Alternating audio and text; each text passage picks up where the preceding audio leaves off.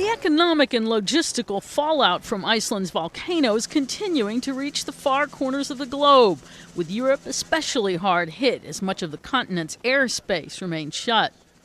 Britain has dispatched Royal Navy warships to rescue travelers stranded on the far side of the English Channel.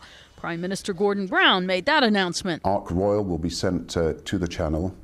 Equally, HMS Ocean will be available at Channel ports as soon as possible to help people come to Britain.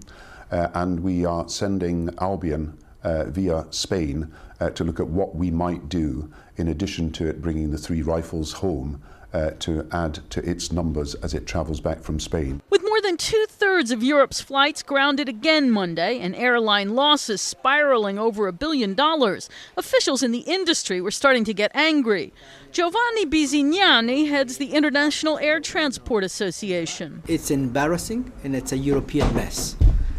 We did not have the needed leadership. It took 5 days to organize a conference call with Minister of Transport, and we were losing 200 million revenues a day, 750,000 passengers stranded all over. Does it make sense? But EU Transport Commissioner Sim Kallas said don't be so quick to blame authorities. You cannot say immediately that this is a failure of Europe. This is volcano.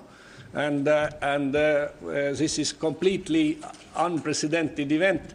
Still, carriers, including British Airways, said they've started to ask governments for compensation for the closure of airspace, which BA said is costing it about £20 million, the equivalent of $30 million a day. Over the weekend, a number of European airlines, Air France, KLM among them, flew test flights with no passengers on board. But a diplomat said some military F-16s that flew through the volcanic ash cloud suffered engine damage, and a European Union representing pilots and flight crew urged that safety not be compromised by economic pressure. In the meantime, back at the volcano itself, scientists were offering some hope that conditions might be easing. Geologists said they saw signs there was more lava and less ice in the crater, which would reduce the plume of ash that has paralyzed travel and hurt people in the pocketbook around the world. Karen Sloan, The Associated Press.